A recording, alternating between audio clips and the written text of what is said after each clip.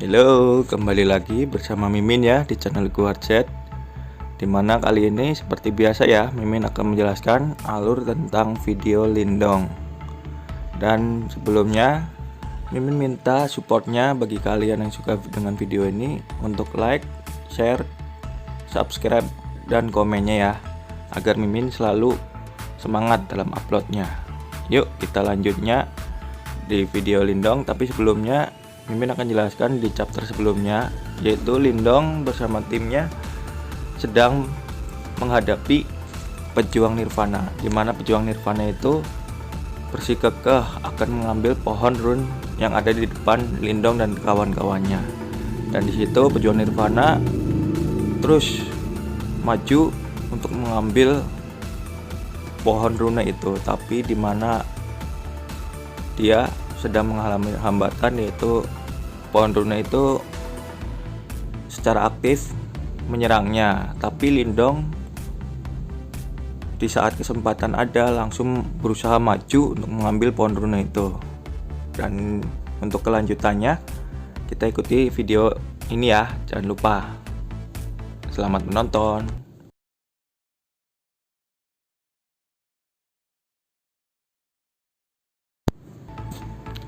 Di saat itu Tang Xuan berpikir, Lindong telah mengambil rune pola pohon di depan pejuang kuat di ranah Nirvana ini. Dan orang kuat itu sangat marah pada saat ini jika Lindong tidak menyerahkan rune pohon itu, maka aku khawatir Lindong akan terkena pukulan olehnya. Dan dengan keadaan marah, pejuang kuat itu berkata, "Bocah, kesempatan terakhirmu untuk memohon belas kasihan telah berakhir."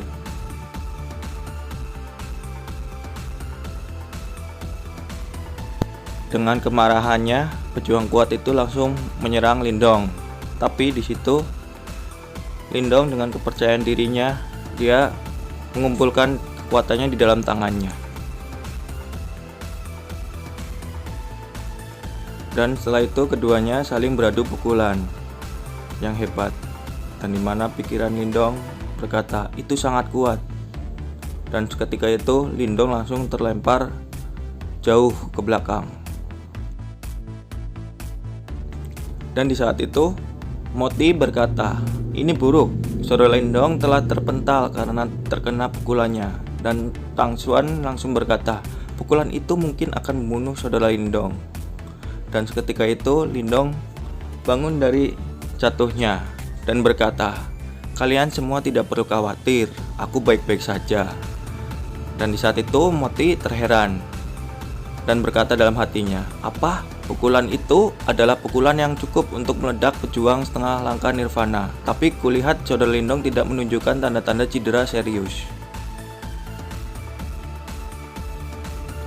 Pejuang Nirvana itu langsung terheran dan melihat Lindong dengan ekspresinya dan berkata, itu adalah tubuh emas Nirvana. Dan pejuang kuat itu berkata kepada Lindong, ternyata itu adalah tubuh seni bela diri yang mirip dengan Nirvana. Tidak heran kau begitu percaya diri. Tapi jangan kau pikir hanya dengan mengandalkan itu kau dapat mengalahkanku yang berada di ranah Nirvana ini. Namun aku berkata kepadamu, kau itu terlalu naif.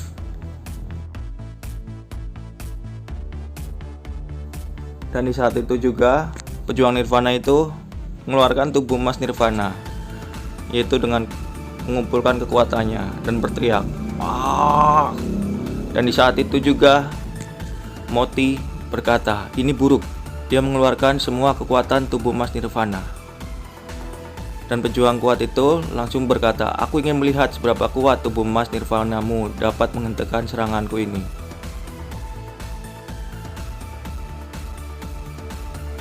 Setelah mengeluarkan kekuatannya, pejuang Nirvana itu langsung bergegas menuju ke Lindong. Dan ekspresi Moti langsung ketakutan dan berkata, Lindong, larilah. Dan pejuang kuat Nirvana itu berkata, bisakah kau melarikan diri dari seranganku ini? Dan dia berkata juga, matilah kau. Dan seketika itu wajah Lindong tersenyum ke arah pejuang kuat Nirvana itu. Dan pejuang Nirvana itu langsung berpikir dan berkata, kenapa dia tersenyum? Di saat itu juga pejuang Nirvana itu langsung mengempaskan pukulannya ke arah Lindong.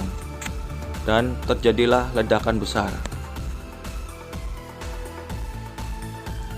Moti dan yang lainnya terheran dan berkata, ini bahaya, bahkan jika tubuh Lindong kuat, tapi aku takut jika dia langsung mati. Keadaan dinding di ruang itu mulai runtuh.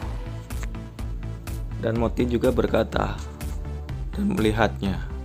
Hah? Di sana? Dia sudah terkena pukulan keras lalu terpental. Dan di saat itu juga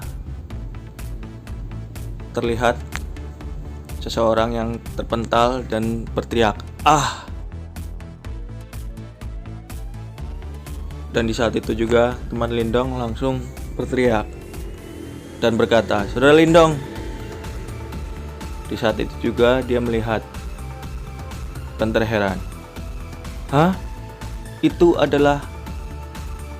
Dan Moti pun juga terheran dan berkata, "Hah, ternyata itu adalah pejuang Nirvana itu." Di saat itu juga pejuang Nirvana itu langsung terlihat terkena hempasan pukulan dari Lindong. Dan yang lainnya berkata, "Apakah saudara Lindong baik-baik saja? Sepertinya dia memiliki seorang penjaga."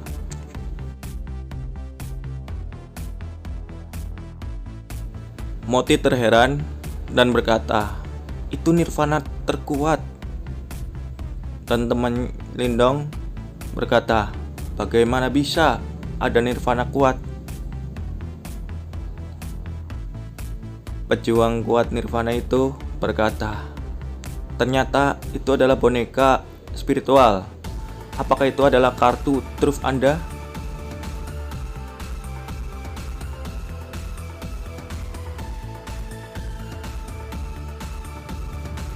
Yang lainnya terheran. Dan Moti berkata, "Boneka spiritual." Dan dalam pikirannya juga berkata, "Aku akhirnya mengerti mengapa Lindong dapat percaya diri untuk menghadapi Lingxi dan Liu Yuan. Dan ternyata dia tidak mengkhawatirkan itu, bahkan dia bersikap biasa saja. Ternyata di tangannya dia masih memiliki perlindungan boneka spiritual semacam ini, yang sebanding dengan pejuang terkuat di ranah Nirvana Realm. Itu sebabnya dia tidak takut melawan Lingxi dan yang lainnya." Lalu di saat itu juga Lindong berkata kepada pejuang kuat Nirvana itu, "Hei, apa yang ingin kau lakukan selanjutnya?" Dan dengan ekspresinya, pejuang Nirvana itu berkata dalam hatinya, "Tampaknya situasi ini sangat tidak menguntungkan bagiku." Di saat itu juga pejuang Nirvana itu langsung berkata kepada Lindong, "Hei bocah, kau jangan terlalu bangga karena memiliki boneka spiritual itu. Dalam hal ini kau sudah berani menyinggung dinasti Batu Iblis. Dan setelah ini kau akan mendapatkan hidup tidak akan jauh lebih baik dari ini. Dan yang kau andalkan itu hanyalah suatu boneka spiritual saja. Apalagi itu belum memenuhi syarat untuk melindungimu dari tindakan tidak bermoral di medan perang kuno ini." Lalu dengan ekspresinya Lindong berkata, "Dinasti Batu Iblis?" Lalu setelah mendengar itu ekspresi Moti menjadi berubah dan berkata, "Saudara Lindong, kali ini aku sangat khawatir denganmu. Apalagi aku pernah mendengar nama dinasti Batu Iblis. Dinasti itu sangat kuat, bahkan posisi dinasti itu berada di antara dinasti tingkat tinggi. Di dinasti itu juga memiliki banyak pejuang di tingkat Nirvana."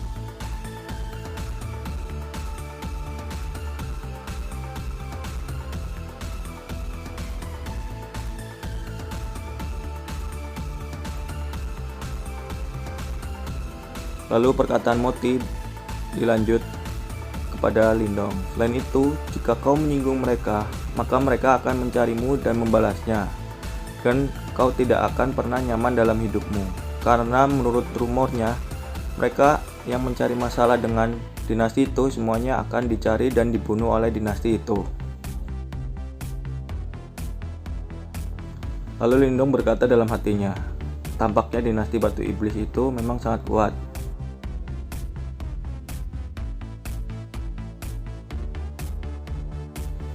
Di saat itu juga pejuang kuat Nirvana itu berkata, "Hei bocah, jika kau sekarang dengan patuh menyerahkan runa pola pohon itu dan juga kau memberikan boneka itu, masalah ini dapat dihapuskan. Tapi jika tidak, maka di masa depan aku pikir di medan perang kuno ini tidak ada kesempatan bagimu untuk muncul di sini lagi."